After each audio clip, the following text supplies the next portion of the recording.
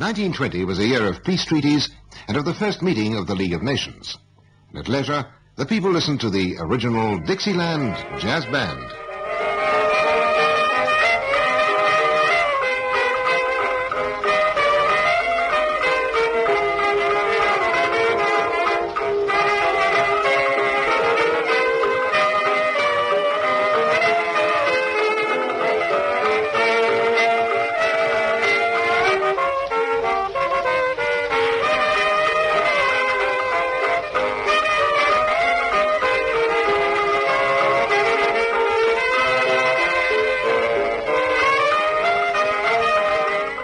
The beginning of the decade that would be called the Roaring Twenties saw the invention of the telephone dial system, the use of the radio compass to direct aircraft, and the beginnings of broadcasting when Marconi established a transmitter at Writtle in England to experiment with a new means of communication.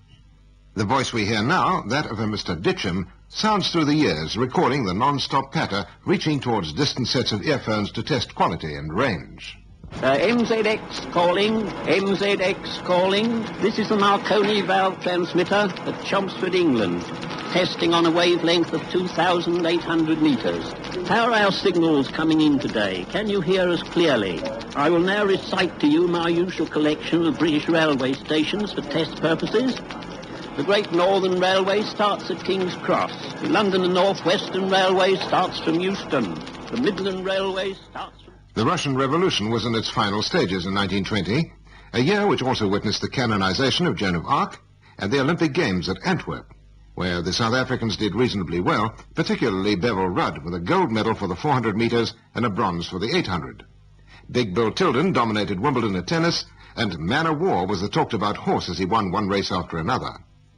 Paul Whiteman, having deserted symphonic music, pioneered his kind of sound, which he called syncopation, and in 1920 adopted his signature tune, Whispering.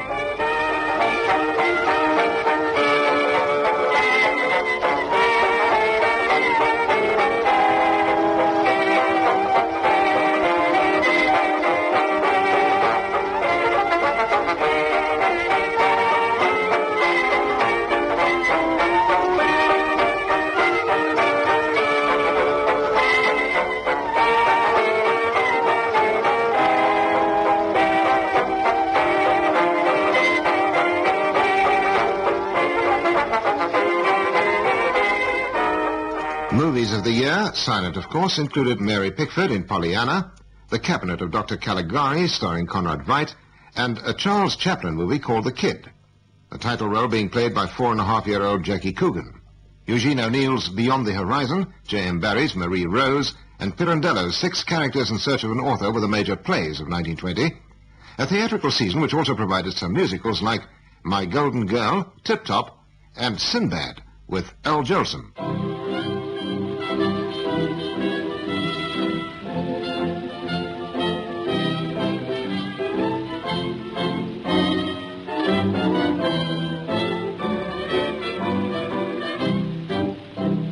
Everything seems lovely when you start to roam.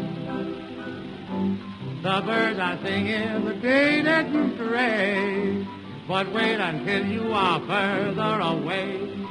Things won't be so lovely when you're far from home. Here's what you keep saying when you're all alone. Mammy, Mammy, the sun shines east, the sun shines west, but I know where the sun shines best. Mammy, Mammy, my heartstrings, they're tangled around. They're tangled around Alabama. I am a-coming. Sorry I made you wait. I'll a-coming. I hope and trust that I'm not late. Mammy, I'm singing about my mammy. I'd walk 1,000,000 miles for one of your smiles, my mammy. Kenya was annexed by Britain in 1920, a year in which he was also appointed as civil administrator of Palestine by the League of Nations. And across the Atlantic, America was looking for a new president, as the Republican team of Harding and Coolidge took the electoral field against the eventual losers on the Democrat ticket of Cox and Roosevelt. And for the first time in history, Americans were able to follow the entire election on radio. It is now apparent that the Republican ticket of Harding and Coolidge is running well ahead of Cox and Roosevelt. At the present time, Harding has collected more than 16 million votes against some 9 million for the Democrats. We'll give you the state vote in just a moment. But first, we'd like to ask you to let us know if this broadcast is reaching you. Please drop us a card, address station KDKA, Westinghouse, East Pittsburgh, Pennsylvania. The literary world in 1920 offered such works as Scott Fitzgerald's This Side of Paradise, Edith Wharton's The Age of Innocence, John Galsworthy's End Chancery, part of the Forsyte Saga, Women in Love by D.H. Lawrence, and Main Street by Sinclair Lewis. For pop music lovers, there was a particularly memorable tune that year.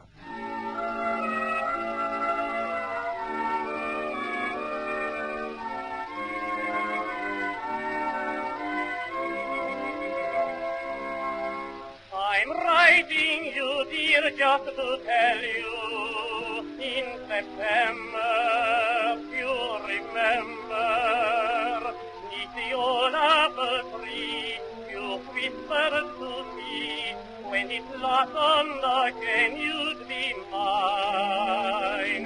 I've waited until I could claim you.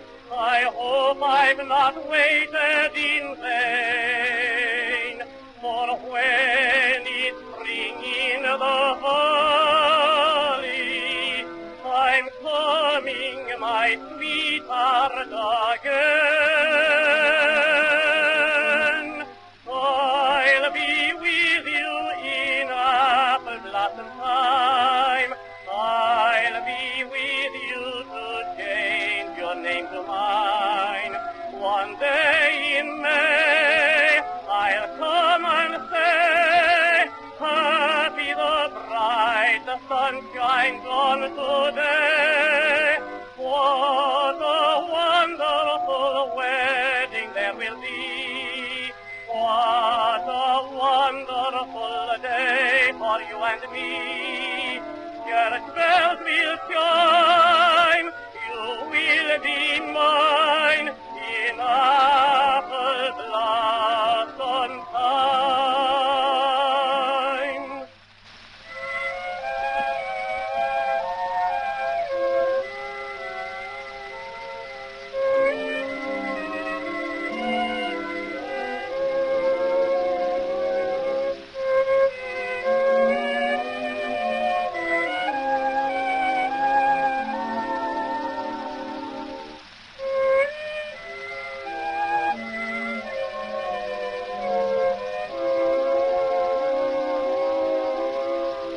What a wonderful wedding there will be. What a wonderful day for you and me. Church bells will chime, you will be mine in apple blossom time. Already in 1920, the autogyro, precursor of the helicopter, had made its appearance, the work of aeronautic expert de la Cierva. On the more conventional side of aviation, two South Africans, Pierre van Reineveld and Quentin Brandt, made history with a Cairo to Cape Town flight. And in America, a man who was destined to lose his life in a flying accident many years later, Will Rogers, faced an audience with what he called his Yankee philosophy. Now, folks, all I know is just what little news I read every day in the papers. I see where another wife out on Long Island near New York just shot her husband. Season opened a month earlier this year. Prohibition caused all this. There's just as many husbands shot at in the old days, but women were missing them. Prohibitions improved the marksmanship 90%. Never a day passes in New York without some innocent bystander being shot. You just stand around this town long enough and be innocent, and somebody's going to shoot you. Canada's famed Northwest Mounted Police changed its title to Royal Canadian Mounted Police in 1920, which made no difference to the thousands of hero-worshipping youngsters who continue to refer to them as the Mounties. The Panama Canal, though already open to shipping for a number of years, was officially opened in 1920, a year which saw a revolution in sound with the first electrically recorded gramophone disc. This tune was recorded that year.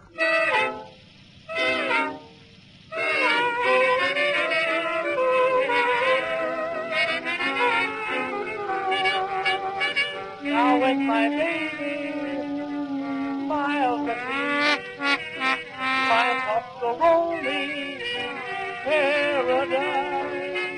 And when my baby smiles at me, there's such a wonderful light in her eyes, the kind of light that just brings love, the kind of love that brings me harmony. I cry, it's just something of heaven when my baby smiles at me. Two amendments passed by United States Congress changed American lifestyles in 1920. The 19th Amendment gave women the right to vote, while the earlier 18th deprived Americans of the right to drink strong liquor.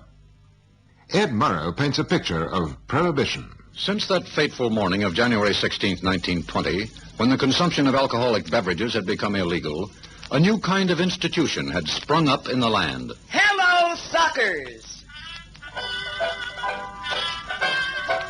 The speakeasy became an American habit and a billion-dollar industry.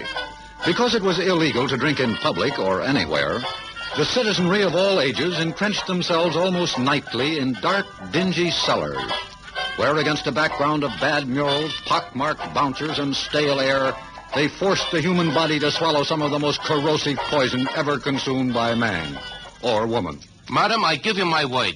That's genuine 5-year scotch. Got it off the boat myself just this morning. Almost everybody drank this stuff. The classy joints ran theirs through the Coast Guard's meager defense lines. The dives got it from the alky cookers. The stuff simmered in grape pots in Grandpa's basement, in the boarded-up brewery down the street, and in 25,000 illegal stills. Best moonshine in Carolina. Made it myself. And as always, there were new words and phrases for the new pastime. Noble experiment, Jersey lightning, hijacking, clip joint, red ink, needle beer, the rum runners, 12-mile limit, sawed-off shotguns, scoff laws. You're going for a ride, protection, and one of the vilest words in the American language. You see that fellow over there? That's Al Capone.